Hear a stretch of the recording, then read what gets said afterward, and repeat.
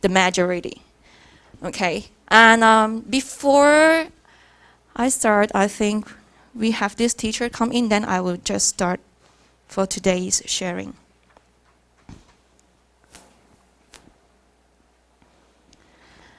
Okay, today I'm going to share about how to motivate students in learning and combine with my personal teaching experiences. Because based on the feedback, the options that the teachers have selected are these two parts. They would like to know about how can we motivate the students better, and also part of my experiences, especially when I feel defeated, I feel upset, and so on. This is the real life in teaching. So it's not that perfect, which every one of us know about that. 另外一边。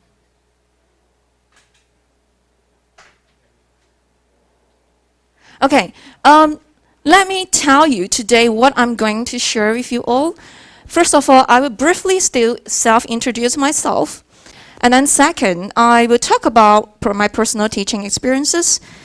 And then followed by why students are not interested in study. And how can we motivate them? Last but not least, I hope that all of the colleagues here will stay until the end, because I will demonstrate to you how can I engage with you, just like, between the teachers and the students, we work together, the engagement. So I will demonstrate, and I hope that you can get some points from these interactions as well. So all these, and I prepared these PowerPoint slides, all the contents are based from myself. I do not do any Google search, because it's only solely based on my own personal experiences.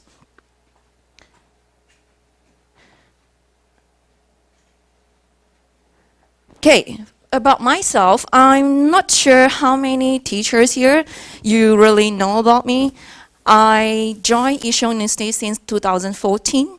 This semester is my 6 years, and I believe that many of you here even have more experiences than me. So it's my great pleasure and honor that I have the chance to share with you, and not only I share with you, I would like to listen to your inputs as well. So in 2006, I was in Malaysia, and I started my teaching life as a part-time teacher in college universities. Just to briefly share with you what was my background, my first degree was food study, major in food service administration. So this program is really special. I studied in a public university in Malaysia. The 50% of the courses that I took was about like food science, food technology, food nutrition, and so on. So food safety and hygiene, it's one of the areas that I know well, okay? That was the first course that I taught in my teaching life. I never thought to be a teacher at all at the beginning, but somehow I started with this part-time teaching, and I found that I'm able to design the contents of the teaching and deliver it pretty well. I don't really need to spend a lot of time in doing so. So that's actually motivate me to really move into this area. But throughout the years, I didn't turn into a full-time teaching because I love sharing. Teaching and working in the business industry, for me, I think it's more or less the same. It's about sharing. So I was hesitating to turn into full-time. And I work as a consultant in research work, especially in services.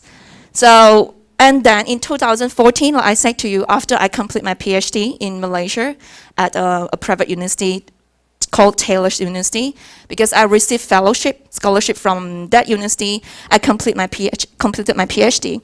After a year, I worked in a market research company. Then only I come to X Edu University. Because when I was working in that market research company, the chairman of the company said, because I deal with them, I say, I have passion in teaching. Can I have in a week the 3 hours, allow me to teach, to have that hours to be excused? At the beginning, he was okay, and then after that, he said no. But I found that in my whole life, that period, I wasn't happy. I feel like lacking of something. That's why I decided to embark my full-time teaching. I applied for local job opportunities and also as abroad. And Isho University was the first university that responded to me. So some of the courses that I'm teaching still in Isho University in International Tourism and Hospitality Department. For example, food safety and hygiene, marketing courses, and food and beverage courses. And in 2020, especially this semester, I believe all of us here, we have the challenge. The challenge for me is not saying that fully online. It's partially online and partially still have in the class. So in this semester, I found something different and interesting. The first few weeks, 3 weeks this semester, I was a bit frustrated because I'm not sure what is the best way that we can really deliver to the students in the class as well as those who are away. And I'm very particular, especially, I have a few students, they're still in Hong Kong. So what I did, I don't only do the voice recording, I try to use Skype online and have the interaction with them. So if this is not the main part for today, but if let's say any teachers, if we want to exchange some of the inputs about this, so we can talk more about it after the end of today's session. And what's next for myself? I'm really happy and I'm really honored that Isho University always give me a platform that this is not my first time to share with all the colleagues. And I think this is the fifth time over the 5-6 years. So I'm really glad that it's not only sharing my knowledge and skills with the students, but I'm really happy to work together with the colleagues all here, regardless in the medical campus or in the main campus. Now, I would like to know the teachers as well. I requested to have an A4 paper. Can you please write your name? Because you can either let me know your English name or Chinese name.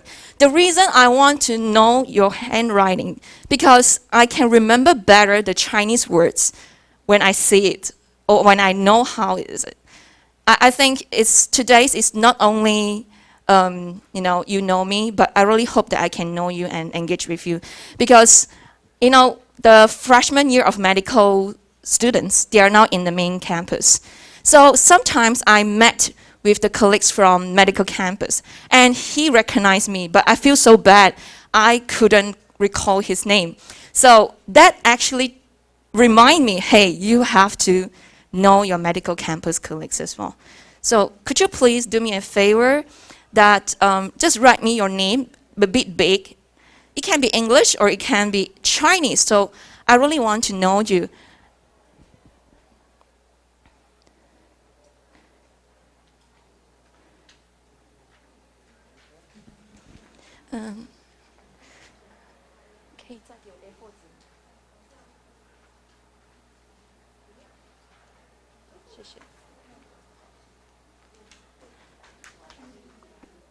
哦，有，好 ，OK。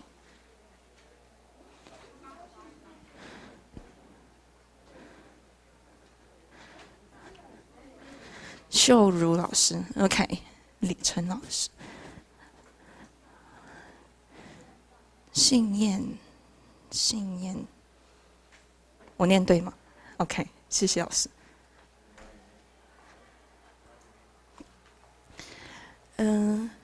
韵如老师 ，Rita 老师，书文，好，谢谢。老师姓万，我第一次听这个姓。郑训，对，念吗？好 ，Catherine 老师，翠玲老师。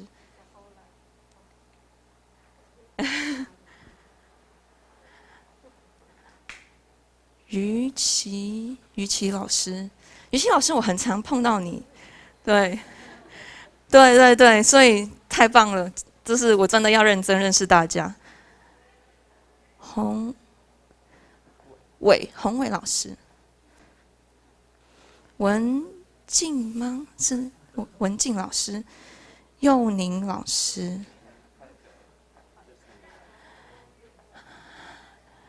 任中任 ，How should I call you?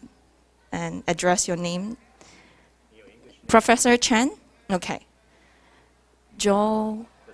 John. Okay, John. Oh, you are the one. Because you are the one I said, I just told the other colleagues, I said, you remember my name, you remember me, but I couldn't call you your names. I feel so bad, and that's why you motivate me. I have to know all the colleagues today. Yeah. Thank you for that. Yeah, John. So, yeah, thank you for letting me know your name. So now let me move on. So these are some of the pictures that I want to share with you all. You might say that, there's one options of the title. We talk about boundary relationship. Okay, I do mention one of the options about boundary relationship, but not many of you chose this option. I just want to briefly share with you the boundary. It's very important because as a teacher, we are not only teaching, as we know. We have different roles. We have to coach, we have to share, we have to train, we have to educate, and so on and so forth. But sometimes we have to be their friends, sometimes we can be their teachers, and sometimes even be their parents. I'm still single, I can, to be honest, to tell you. And I even spoke to my students. I say, please, don't make me like a parent to nag you. I'm not your mom. So sometimes we must have played different roles in that. But I can tell you, the students really can gauge the relationship and the boundary. When I speak very seriously on certain topic, I will make sure that I say, I want to say to you something very serious. Please pay attention. So they will just put down their mobile phone and look at me. But sometimes I don't be so strict. So these are some of the ways that I got the relationship with them. At the same time, how can we be their friends based on certain issues and topics they are really willing to share with us? Okay, we can look at these slides. What are the challenges? So the first one I say to you, it's boundary relationships. For me, I think this is a challenge. I don't want to let the student think that I'm too far away, I'm the one with power and authority. I'm the teacher. You are nothing. No, I don't think in this way. But I don't want to be too close with them. I'm not your friend. Hey, it's not everything you say, treat me, talk to me like your friend. No. So that was a challenge to me as well last time. Now I can handle it better. The next one is authority. Sometimes we could be challenged by the students. For me, I perceive the medical campus students, they behave better. I'm not sure. I think the main campus students, they are more, could be active in a positive way, but also can be all kind of nonsense could happen in them. So there was one experience, I think about 4 years ago. A student, he was an international student. And before I started the class, he came to me and talked to me. The way he spoke to me and his body language really made me feel offended. So I was really angry and mad with him. And at that point of time, I was really thinking of want to scold him in front of the class. But I know that I shouldn't do so. So I hold back. Because there was something in my mind that I have another 59 students. I don't want to waste my time talking about his problem. So I told the student, hey, go back to your seat. I'll talk to you later. Please come to see me during the break time. And at the same time, because I'm a Christian, so I pray to my God. And then suddenly, in the process when I was teaching, something comes into my mind. Because that time, I was so angry until I didn't feel to look at him. Because, when we teach, our eyes contact. But I can strongly feel inside me because I feel offended. I feel sad that what he had done. So I didn't even want to look at him. But I know shouldn't be. Then suddenly, there was a sentence crossed my mind. It says that the student didn't know that he had did something wrong against you. I was thinking, it could be possible. So during the break time, I asked the student, hey, come. I called his name and then he came. The first question I asked him, Have you ever thought of disrespect me as your teacher? 你有想过不尊重我这位老师吗？ I asked him this question first.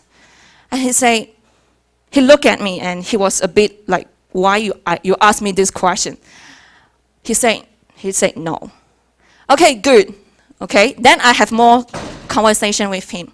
I say, do you know, just now, before the class started, the way you talk to me, I'd be very objective and remember what he said to me and how he behaved.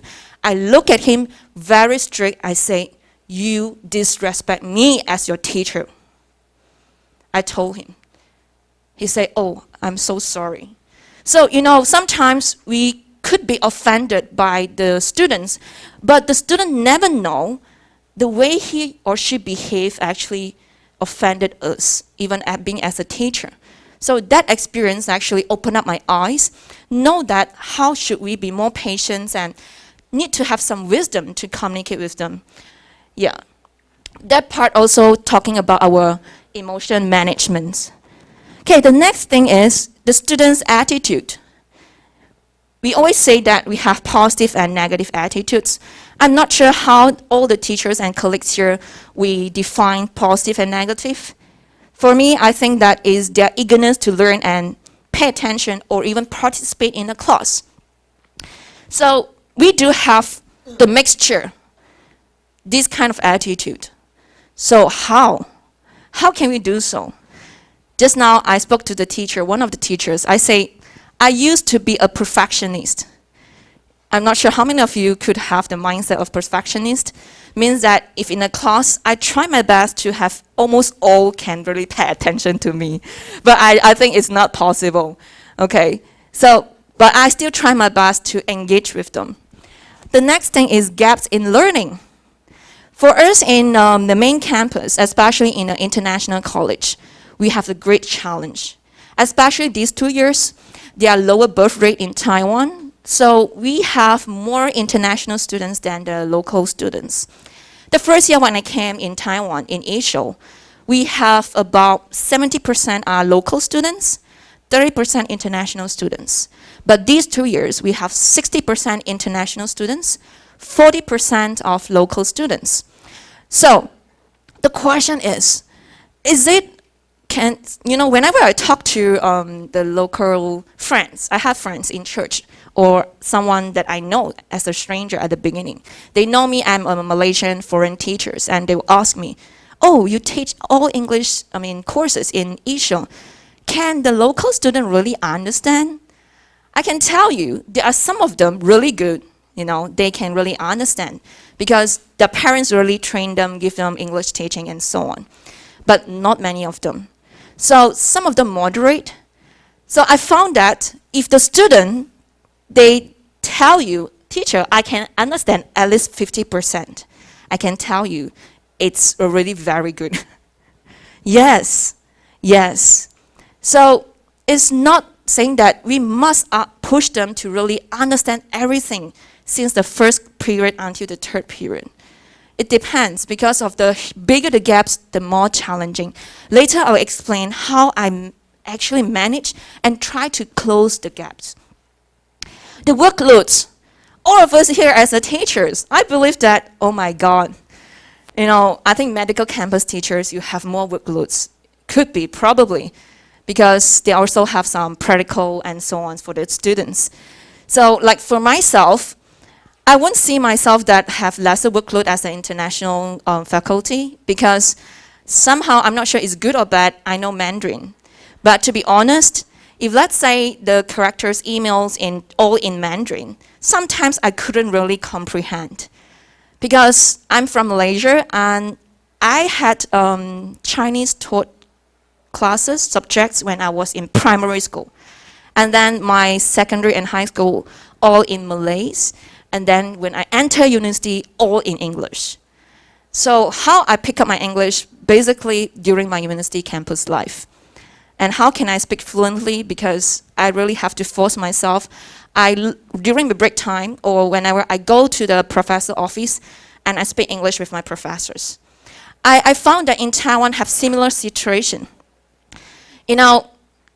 Let's say both of you are good friends. When you know each other, you speak Mandarin. So suddenly you want to speak to each other in English. It feels so awkward, 很奇怪, you know. I don't know how to tell you. So in Malaysia, we speak Cantonese, Mandarin, Malay, and English. So once I know you, and that was the language that we started, then we'll use it forever. That's what we think. So even though we are in that environment, but we can't really speak English all the time. So that's an additional part I share about my own self. So workloads, I do a lot of administrative work as well.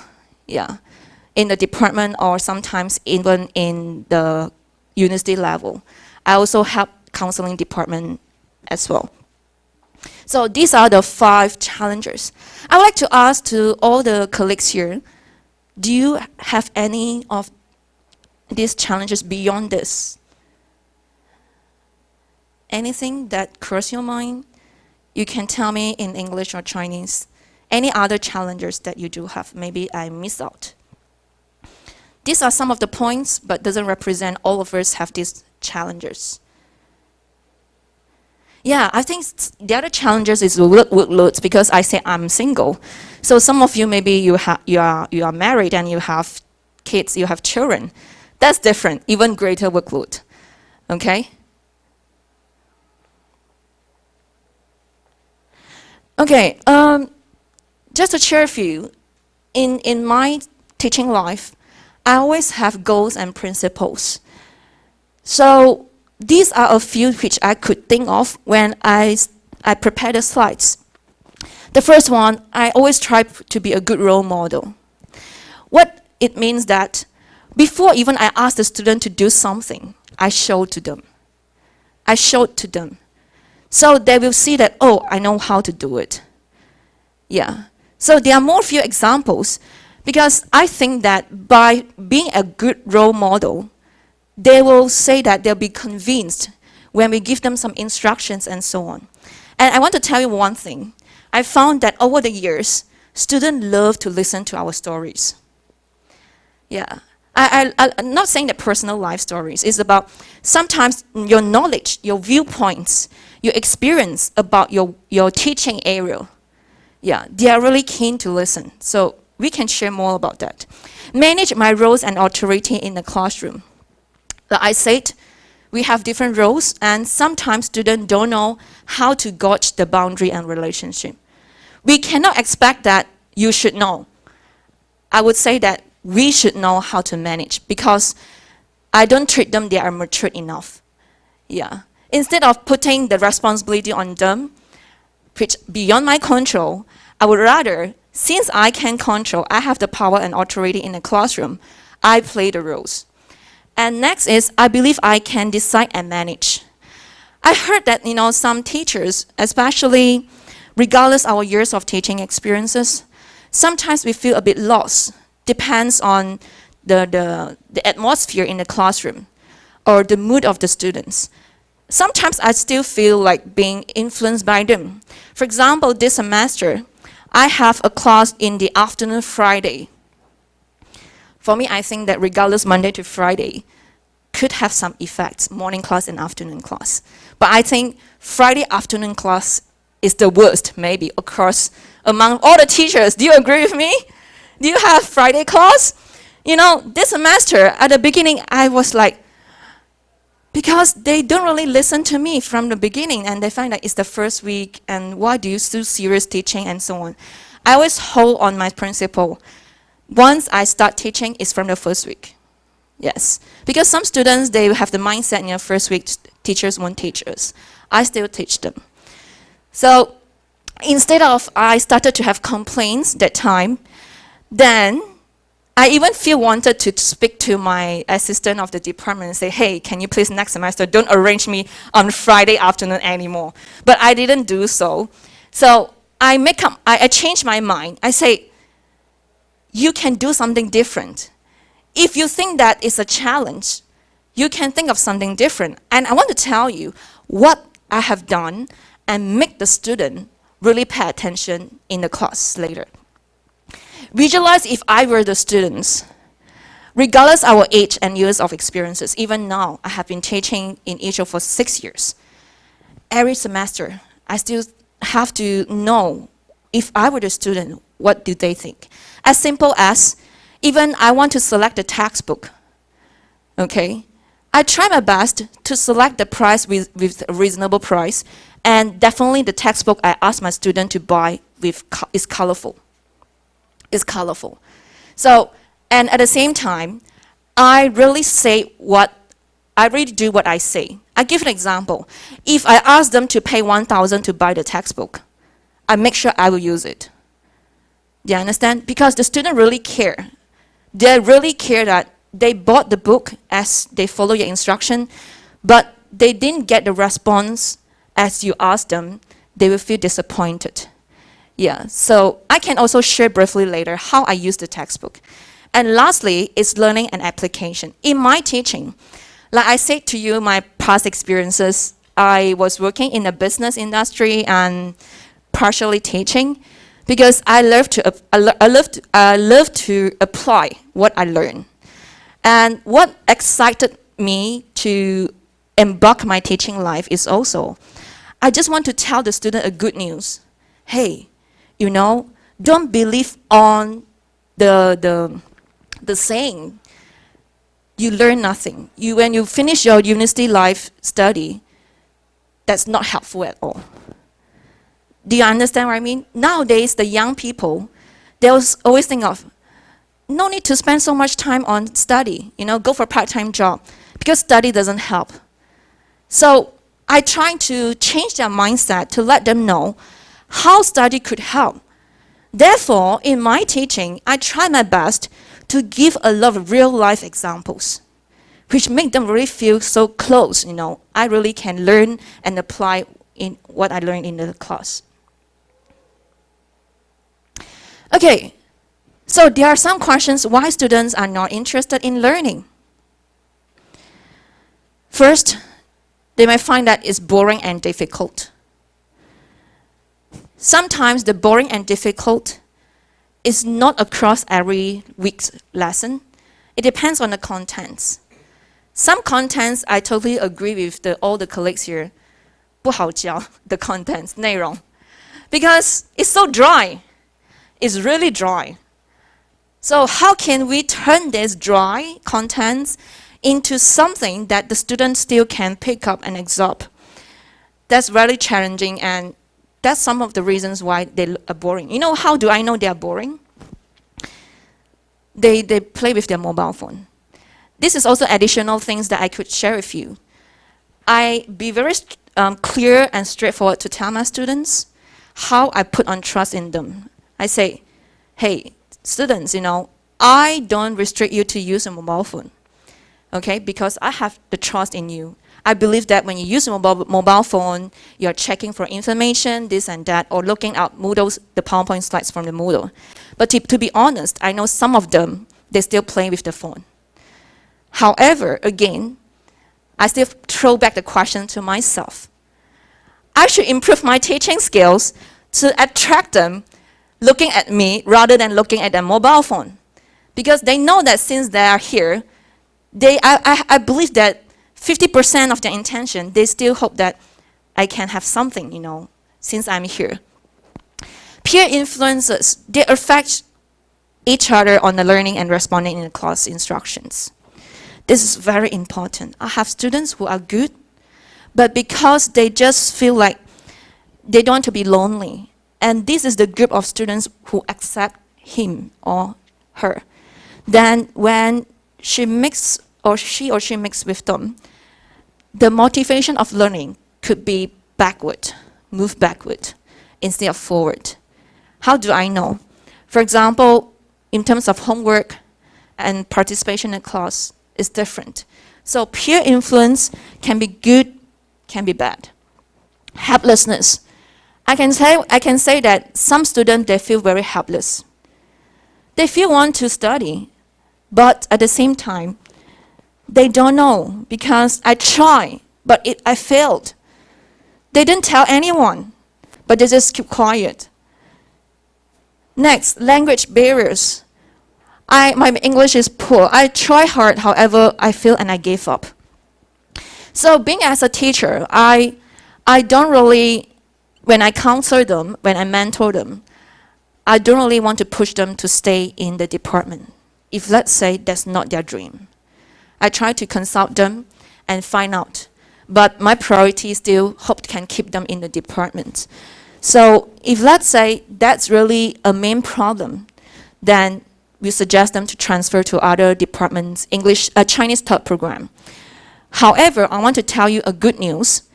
We have students whose English is really not good, and she's now an alumni. Not good in the sense of, I want to talk to her personally in a class. And she was so afraid to speak to me and respond to me. She could understand, but she couldn't express. But when it comes to her senior year, she performed very well. And she even being interviewed by X Edu University as one of the alumni who improved English a lot. But we can't say that we can have many students like her. I would just want to tell that it's still possible. It goes back to the student learning attitude. Because these students, she earned her tuition fees. So she said that I paid so much for my tuition fees. I make sure I will get something out of it. So she really worked very hard for that. And the other thing is, I don't want to participate. Because of the attitude, I'm lazy and have other excuses. Or he or she is introvert. So there are some of them, if I observe and notice, I will approach them and I say, students, if let's say you have your stereotypes, your preconceptions, you think that you come here and then you learn nothing. I repeat again, some students, when they step into the classroom, or not only for the course, for all his or her learning in the campus, 我学不到东西，我学不懂. This mindset is really bad, and it kills the student mind. Why? Because with this kind of mindset, when he or she come in, he or she couldn't open the heart and mind to absorb the knowledge. So, dear colleagues, if let's say you manage to identify someone you could feel so, encourage the student, say, try, just try once. When they experience, they put aside all these negative mindsets. They open up their mind and heart. They will find that they learn something from you. That's happened to me.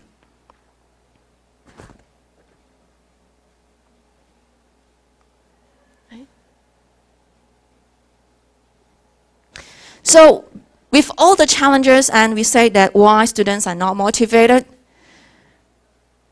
to change or to die, do we really have a choice? We always ask these questions. For me, for myself, always there's a time for me to change as a teacher. And for me, I think that instead of I tell my student, hey, you have to change. No, I put back the fingers on myself. I have to change first. I'll share with you my experiences, how I think so. So, first of all, how I motivate them. Like I said just now, I have to change first. First, don't step back and accept the truth.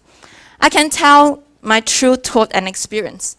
Just a year ago, I felt like a lot of changes in the class, and I feel like tired, doing the teaching and so on. I even thought of, hey, maybe I should stop teaching. Yeah, I have this kind of mind. But then I talked to my church leaders and then the pastors and so on about my struggles in teaching. And my pastor asked me, because in our church we have a lot of young people as well.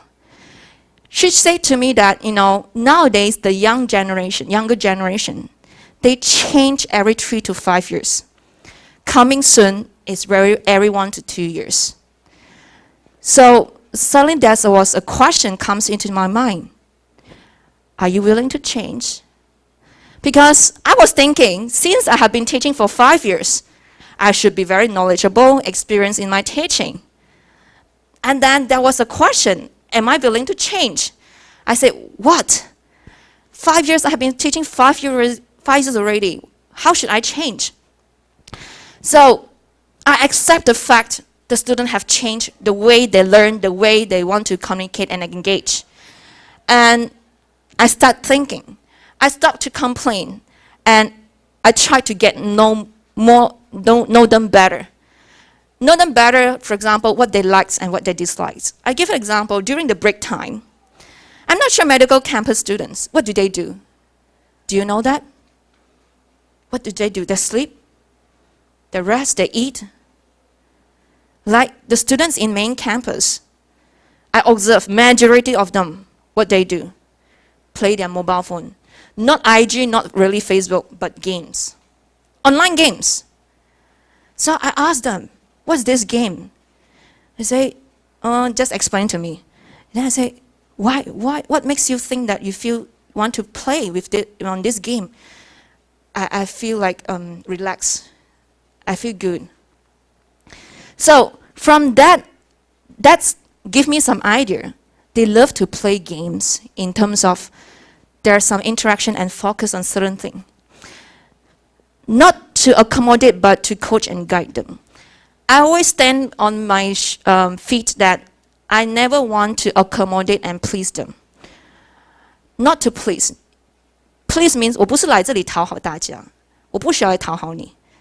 Yeah, because some students, they know that we have teaching evaluation.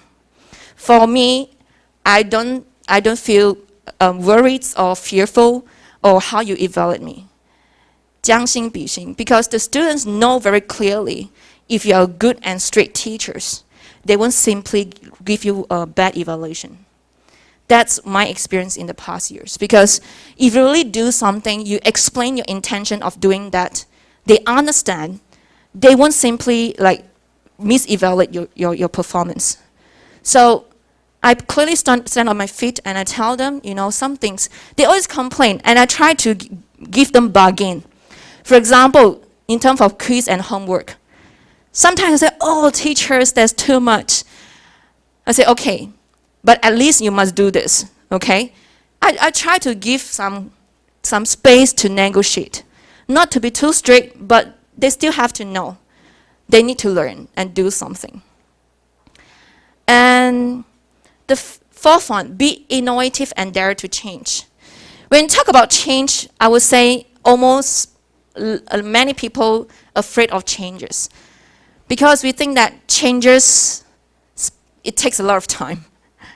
我们需要做很多事情. It seems that we have to do a lot of things. But sometimes it's not necessary. I can tell you sometimes we can do something easy and quick. So,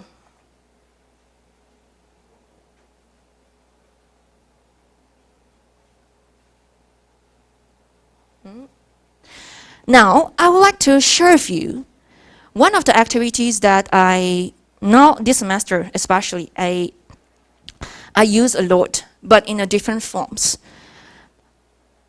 Don't just over-focus on teaching and rush to finish all the slides. That's I always tell myself. Because the students know, hey, the teacher is just rushing to finish the slides. No, I don't do this. So what I'll try to do, I try to incorporate 1 or 2 activities over the 3 periods. I tried to have more than 2, and I found that, no, it's too much. Because 1 or 2 is actually really enough. When can we use these activities? It's up to you. It can be before the lesson start, the new lesson, or during the class, or even at the end of the lesson, means the 3rd period. So it is up to you. Next thing, I just would like to share with you some tips how we control and conduct the activity. Decide the size of the group. This is very important. The reason I want to decide the size of the group, I also want them to get the chance to mix with each other. Because I found that, how can I close the gaps in learning? I want those good students to help those weak students.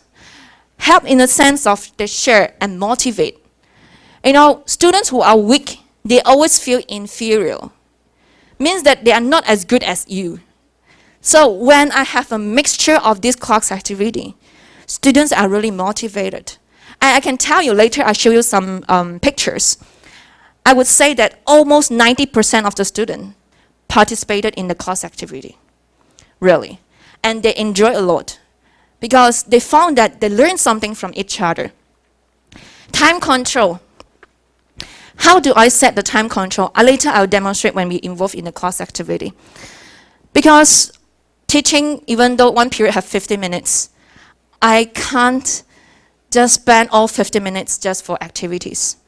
So I would control in a sense of, I have the bigger class is 60 of them, or 65.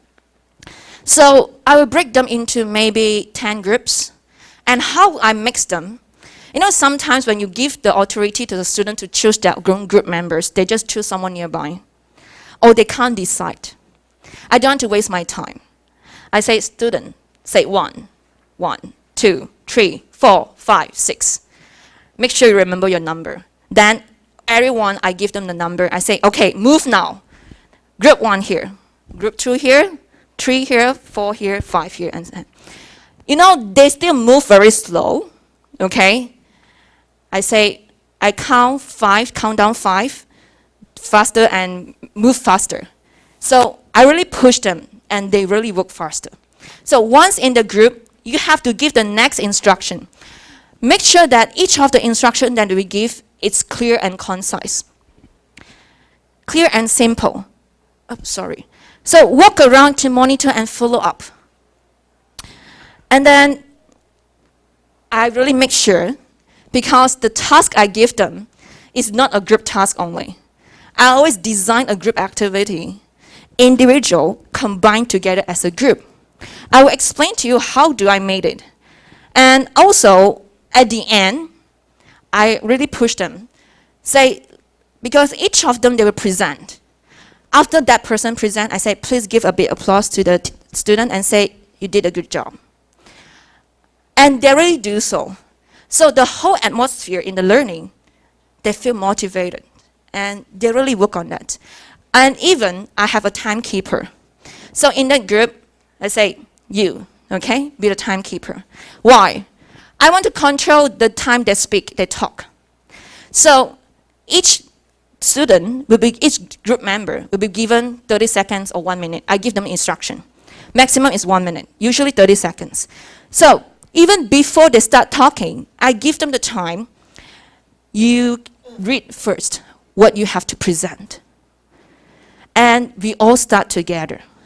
So there are certain time, I be the timekeeper, and all of them work together at the same time. And certain time, I let them to have the authority, do themselves, and manage themselves. So the first round, when I do this in the course, this week, I do it myself as a timekeeper. Next week, I let them do themselves. And I found that it's pretty effective.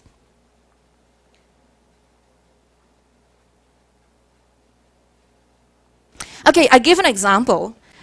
This is one of the core courses that I'm teaching. It's called consumer behavior, 消费者行为. So in this theory, McGrew psychological motives, consumer behavior is a course that is very heavy with psychology theories and concepts. 行为, it's always behavior, talk about a lot of psychology stuff. In the past, I have been teaching this course of like 3-4 years. I will struggle with teaching some of the concepts and theories. I want to tell you, this theory have 4 main categories, right? The disasters come. You know why? Each category have 4 subcategories. And these 4 subcategories I have to explain. Can you imagine if I want to explain this whole theory, I have 16 different subcategories. I can tell you that I guarantee none of them will remember and feel interested to listen to me. So this semester, I do something different. I give them instructions. I tell them you are given 20 minutes, okay? But to be honest, definitely it's more than 20 minutes. It's just that I don't want them to take their own sweet time to do what they want. I say work in a group of 8, and each group is given a poster-sized paper. There are 4 main categories. When I give instruction, I make it very tangible. means that they can visualize and they can really understand and grasp it easily. And each of this group, there are 4 subgroups, categories. So total, how many subcategories? They say 16. Okay, very good. Now, so in one group, you have 8 of you, right? So each of you take 2 subcategories. Later you discuss, okay? Who take the 2 subcategories? And then the subcategories that you read on, I give you post-it notes.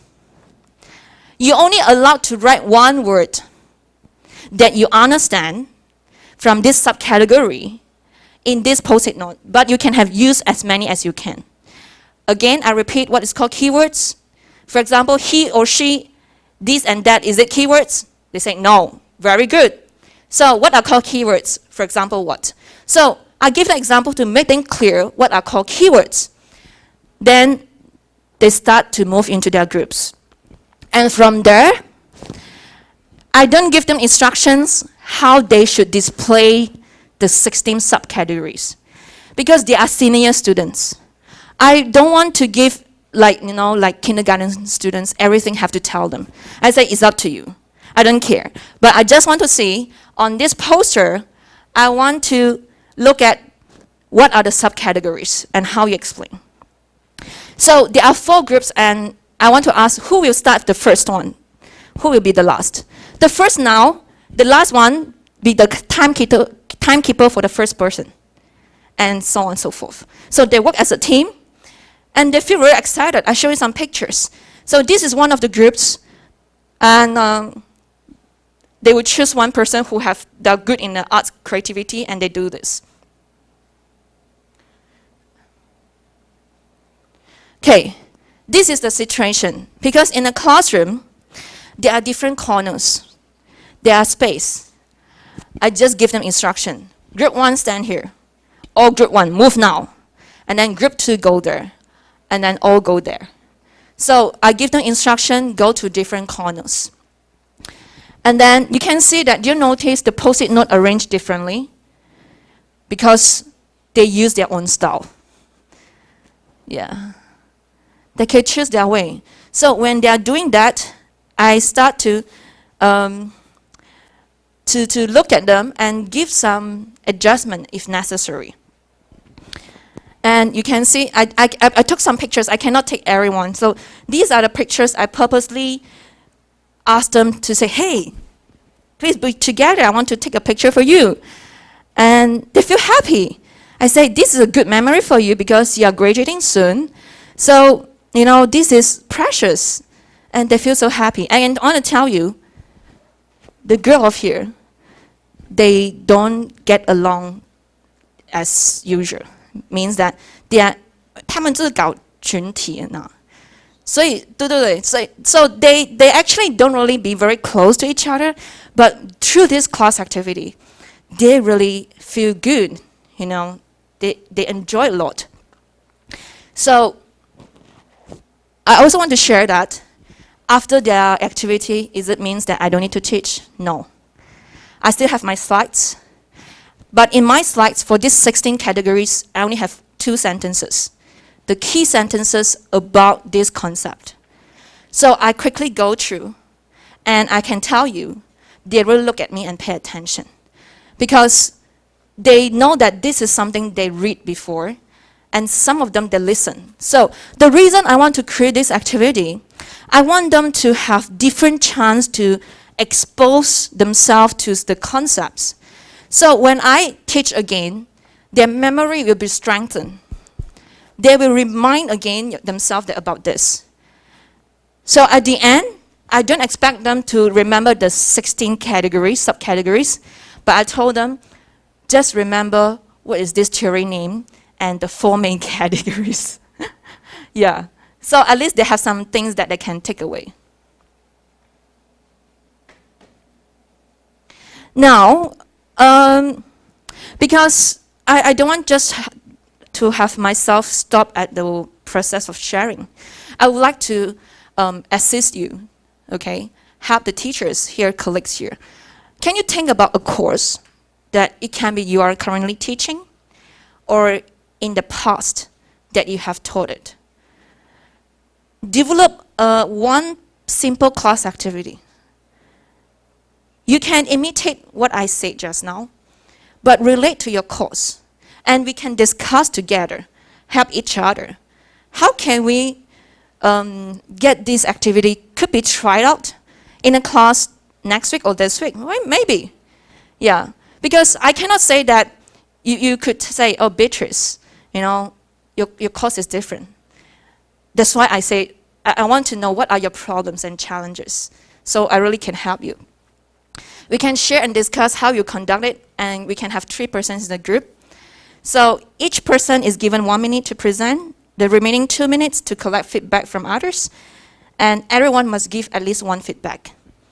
Do you see my instruction? Some people say, oh, I don't feel to give feedback. I say, it's okay, just one. One okay? Can? Do you understand?